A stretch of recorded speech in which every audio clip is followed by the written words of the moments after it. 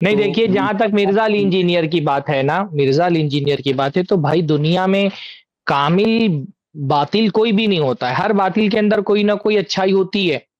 اور مرزا علی انجینئر نے بھی ظاہر سی بات ہے، اب اس کو لوگوں کو اپنے گرد پہلے جمع کرنا تھا، تو اس نے پہلے یہ توحید کی باتیں کی، اور یہ بہت اچھی باتیں ہیں بھائی۔ توحید کی جو خوارج کے اندر بھی بہت ساری ایسی خوبیاں پائی جاتی تھیں، اللہ کے رسول نے فرمایا کہ وہ نماز پڑھیں گے تو ان کی نمازوں کے آگے تم اپنی نماز کو حقیر جانو گے، وہ روزے رکھیں گے، وہ تلاوت کریں گے تو ان کی تلاوت کے آگے تم اپنی تلاوت کو حقیر جانو گے۔ تو اچھائیاں تو اگر کسی کوئی بھی آدمی جو باطل نظریے پر ہو نا، ایسا نہیں کہ اس کے اندر کوئی اچھائی نہیں ہوتی، اگر کوئی بھی اچھائی نہیں ہوگی تو لوگ اس کے گرد جمع کیوں ہوں گے؟ بھائی اس نے یہی سب باتیں کر کے تو لوگوں کو اپنے گرد جمع کیا، لیکن توحید کی بات کر کے توحید کے داعیوں کے خلاف بات کرنا، یہ توحید الحمدللہ آپ تک کے پہنچی مرزا علی انجینئرز کے ذریعے سے، تو آپ کو یہ لگتا ہے کہ مرزا علی انجینئر کا آپ پر ایک احسان ہے؟ ہم تک کہ یہ توحید صحابہ کے ذریعے سے پہنچی ہے نا۔ آج الحمدللہ اگر ہم لا الہ الا اللہ کا کلمہ پڑھ رہے ہیں تو یہ لا الہ الا اللہ کا کلمہ اللہ کا احسان ہے، رسول اللہ کا احسان ہے، تو یہ صحابہ کا بھی احسان ہے، یہ صحابہ کی قربانیوں کا نتیجہ کہ آج ہم مسلمان ہیں۔ اللہ تعالیٰ نے قرآن میں فرمایا هو الذی ایدک بنصرہ وبالمؤمنین، اللہ تعالیٰ نے اپنی مدد سے آپ کا تعاون کیا اور ایمان والوں کے ذریعے سے آپ کی مدد کی، یہاں ایمان والوں سے مراد صحابہ ہے۔ تو ہم تک کہ یہ توحید کی جو نعمت پہنچی ہے انہی صحابہ کے ذریعے سے پہنچی ہے، تو اگر کوئی ان صحابہ پر اپنی زبان تان دراز کرے اور ان کی شبیہ کو بگاڑنے کی کوشش کرے تو اس کا مطلب کہ پھر وہ اللہ کے رسول صلی اللہ علیہ وسلم کے لاہب دین پر نہیں ہے۔ باقی ٹھیک ہے، اللہ کے رسول صلی اللہ علیہ وسلم نے فرمایا ان اللہ یؤید ھذا الدین بالرجل الفاجر، کبھی کبھی اللہ تعالیٰ کسی فاسق آدمی کے ذریعے سے بھی اس دین کی مدد کر دیتا ہے، بعض مرتبہ ایک کافر کے ذریعے سے بھی دین کی مدد ہو جاتی ہے۔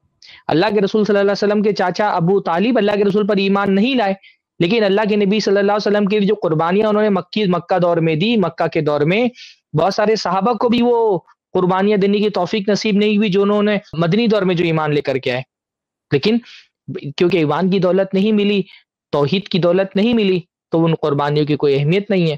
کوئی اہمیت نہیں کا مطلب یہ ہے کہ وہ انسان کو نجات کا سبب نہیں بنیں گی۔ تو کہنے کا یہ مطلب ہے کہ دین کی کوئی خدمت کر لینا یہ ٹھیک ہے، اچھی بات ہے، لیکن اس کا یہ مطلب نہیں کہ اس آدمی نے دین کی کوئی خدمت کی ہے تو وہ دو دین کے سب سے بڑے خادم ہیں اللہ کے رسول کے صحابہ، ان پر زبان دان دراز کرنے کا حق اس کو حاصل ہو گیا ہے۔ اللہ تعالیٰ ہم سب کو توحید کی نعمت سے نوازے۔ یہ جو توحید کی نعمت ہم تک پہنچی ہے یہ صحابہ کرام کی قربانی کے نتیجے میں ہی ہم تک پہنچی ہے۔ جی فرمائیں۔ جی حضرت، میں آپ کے بات سے پورا سہمت ہوں، میں یہ نہیں بول رہا میں بلائنڈلی فالو کرتا ہوں انجینئر مرزا کو، میں یہ نہیں بول رہا ہوں، آپ کو جو بھی نہیں میں بھی میں یہ نہیں کہہ رہا کہ آپ یہ کہہ رہے ہیں، میں کہہ رہا ہوں کسی سننے والے کو یہ ہو سکتا ہے نا کہ بھائی دیکھیے ہمارے آج توحید کا یہ جو بریلویوں کی قبر پرستی ہے، مزار پرستی ہے، شرک پرستی ہے، اس کے خلاف تو ایک زمانے سے اہل حدیث تحریک چھیڑے ہوئے ہیں نا۔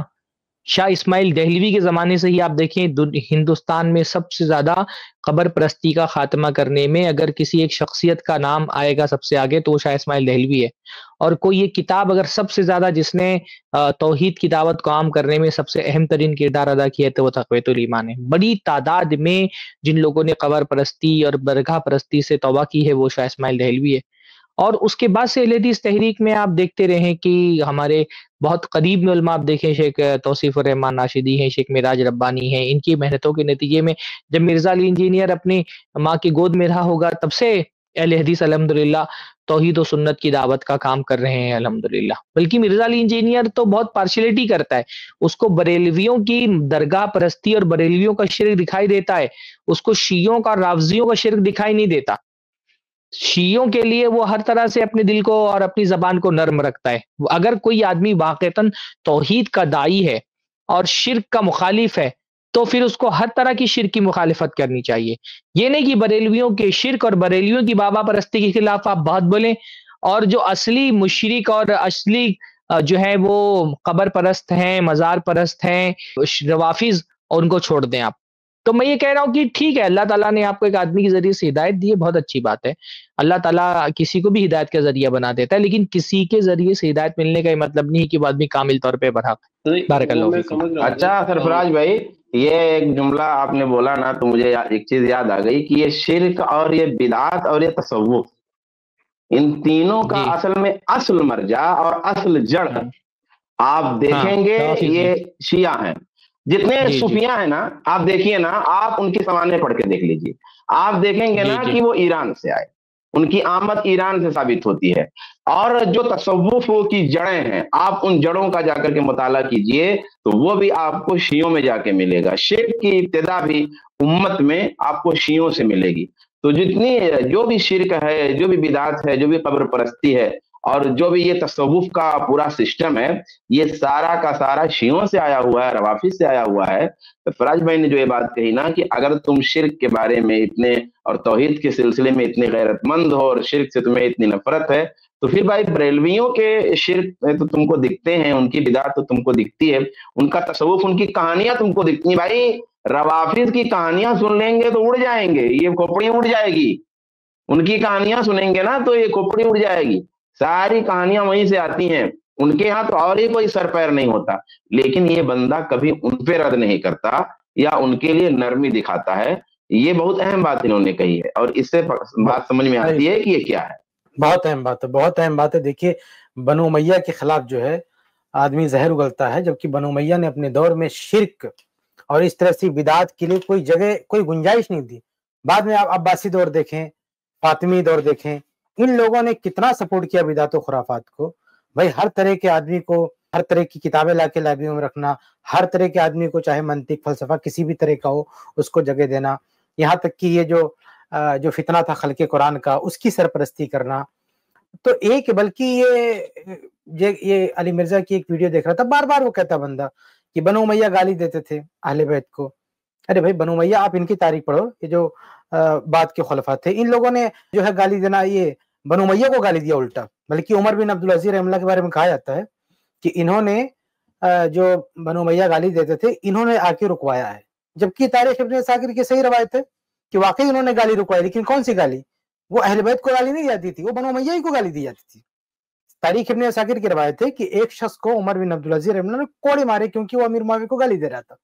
تو عمر بن عبدالعزیز رحمہ اللہ نے جو گالی رکوائی ہے وہ بنو امیہ کو گالی دی جا رہی تھی، عثمان بن عفان کو گالی دی جا رہی تھی. تو ان لوگوں یہ عباسی دور میں اور یہ فاطمی دور میں یہ بنو امیہ کو گالیاں دی گئی، ان کو اوٹ پٹنگ کہا گیا ہے. تو یہ سارا یہ جو کہتے ہیں اہل بیت کا جو جن کو یہ اہل بیت مانتے ہیں، اور اس میں بہت سارے لوگوں کا خاندانی طور پر نسب ثابت ہے، کچھ لوگوں کا خاندانی طور پر اہل بیت سے نسب ثابت بھی نہیں ہے جیسے فاطمی خلفاء، لیکن یہ تشیع کے اس میں زمرے میں آتے ہیں. ان سب نے ہر طرح کی بدعت و خرافات گھڑی ہے، امت میں رائج کی ہے، لیکن ان کا رد جو ہے نہیں ہوتا ان لوگوں سے. اس کلپ کی فل ویڈیو دیکھنے کے لیے ہمارے چینل پر ضرور آئیں. آئی پلس ٹی وی نے ایک نیا یوٹیوب چینل شروع کیا ہے جس کا نام ہے آئی پلس ٹی وی اختلاف کا حل. اس چینل پر صرف اختلافی مسائل پر ویڈیوز آئے گی، لیکن دلائل کے ساتھ اور بھائی چارگی کے ساتھ. آپ کو میں دعوت دیتا ہوں کہ آپ بھی ہمارے اس چینل کو سبسکرائب کریں، ہماری ویڈیوز کو شیئر کریں اور نوٹیفیکیشن آئیکن کو آل سلیکٹ کریں تاکہ آپ کو ہماری ویڈیوز کا نوٹیفیکیشن مل سکے. جزاک اللہ خیر، والسلام علیکم ورحمۃ اللہ.